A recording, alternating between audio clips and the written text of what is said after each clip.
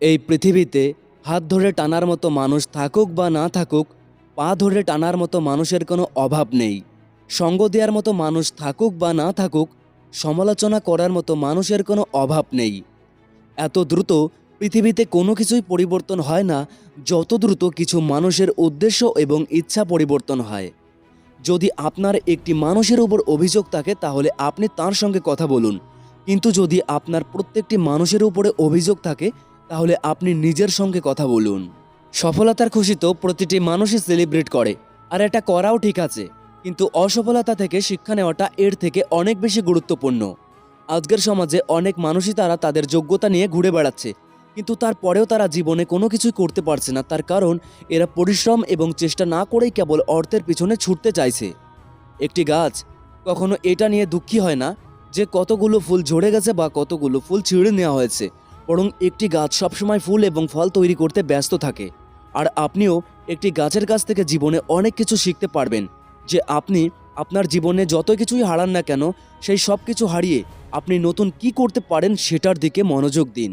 কখনো নিজেকে অন্য কারো থেকে কম মনে করবেন না, কারণ সবার জীবনই আলাদা। আমি জানি সূর্যের সামনে একটি প্রদীপ কিছুই নয়, কিন্তু অন্ধকারের সামনে একটি প্রদীপের অনেক মূল্য। কোনো মানুষের কাছে হাত পাতার চেয়ে ভালো হলো আপনি সেই হাতটাকে কোনো কাজে লাগান। জীবনে যদি কখনো হেরে যান তাহলে একটি কথা মনে রাখবেন, বয়স কখনো ক্লান্ত করতে পারে না, আঘাত কখনো নিচে ফেলে দিতে পারে না। যদি আপনার ভিতরে জেদ থাকে তাহলে আপনাকে কেউ হারাতে পারবে না।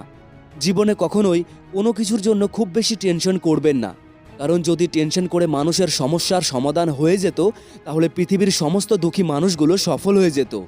কেবল এটা মনে রাখবেন, ট্রাই করে কখনো সফলতা পাওয়া যায় না, বরং ট্রাই করে সফলতা পাওয়া যায়। আর জীবন তো একবারই পাওয়া গেছে, কোনো কিছু করে দেখান।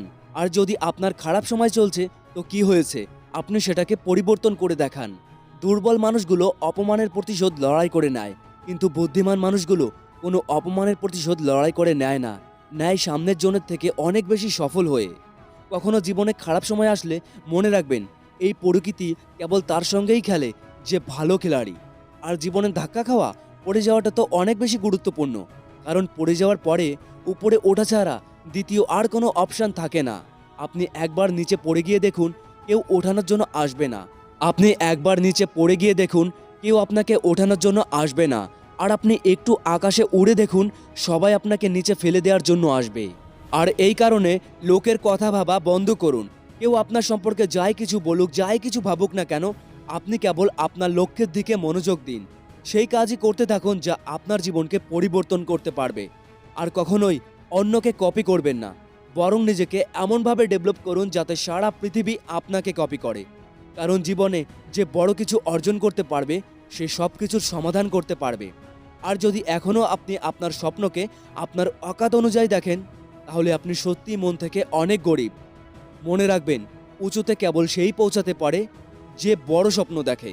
ভিডিওর শেষে কেবল এতটুকুই বলতে চাই, যদি জীবনে জিততে হয় তাহলে নিজের ট্যালেন্টকে বাড়িয়ে তুলুন। ভাগ্যে থাকা খাবার তো রাস্তার কুকুরেও খায়।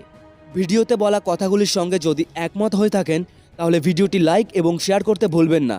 আপনাদের সঙ্গে আমার দেখা হবে আবার পরবর্তী কোনো এনার্জির সঙ্গে। ততক্ষণ অবধি ভালো থাকবেন। Thanks for watching, thanks for visiting.